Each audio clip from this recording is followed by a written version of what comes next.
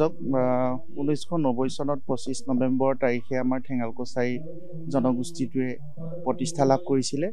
আমি বিভিন্ন দাবী দুবা লৈ এই জনগোষ্ঠীটো আমাৰ একত্ৰিত হৈছিলে।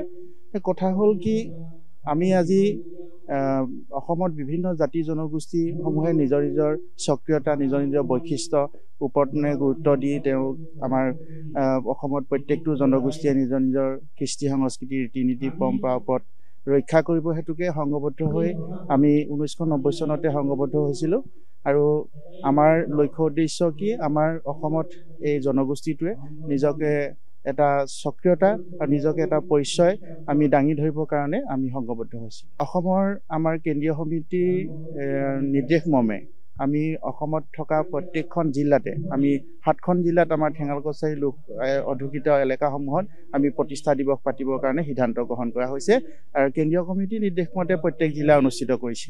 আমাৰ বৰ্তমান তিনিচুকীয়া জিলাত খুব ধুনীয়াকৈ পাতিছে, লখিমপুৰ জিলাত খুব ধুনীয়াকৈ পাতিছে, ধেমাজি জিলাত খুব ধুনীয়াকৈ পাতিছে, আমি গোলাঘাট জিলায়ো খুব ধুনীয়াকৈ অনুষ্ঠিত কৰিছোঁ আৰু আমাৰ কাৰ্বি আংলং জিলা আছে, যোৰহাট জিলাত খুব ধুনীয়াকৈ অনুষ্ঠানসমূহ অনুষ্ঠিত কৰিছে। আমাৰ আজি যেহেতু গোলাঘাট জিলাত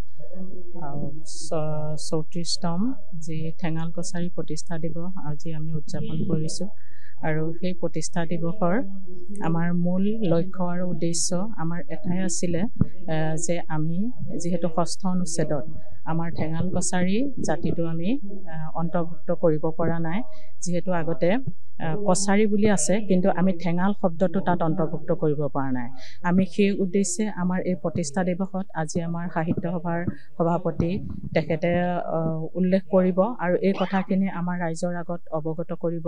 আমি যিহেতু যদি আমাৰ জাতিটো আমি স্বকীয় হিচাপে জীয়াই ৰাখিব বিচাৰোঁ আৰু আমি যদি ঠেঙাল জনগোষ্ঠীটো আমি অন্য জনগোষ্ঠীৰ লগত আগবঢ়াই লৈ যাব বিচাৰোঁ, আমি তেতিয়াহ'লে আমাৰ 6ষ্ঠ অনুচ্ছেদত আমি এইটো ভৰাবলৈ আমাৰ ঠেঙাল জনগোষ্ঠীয়ে আমি মানে উদ্যোগ ল'ব লাগিব। আৰু যিহেতু আমাৰ তাৰ লগতে আমি 90 চনত যিহেতু আমাৰ ঠেঙাল জনগোষ্ঠী প্ৰতিষ্ঠা দিৱস হৈছিলে প্ৰথম, আৰু তাৰ লগতে আমাৰ 2005 চনত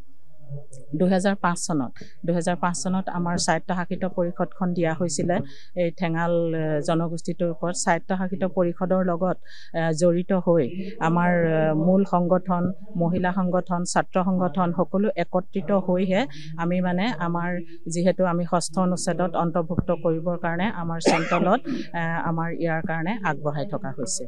যিকোনো খবৰৰ বাবে যোগাযোগ কৰক 7099017330 অথবা 7099017390 নম্বৰত।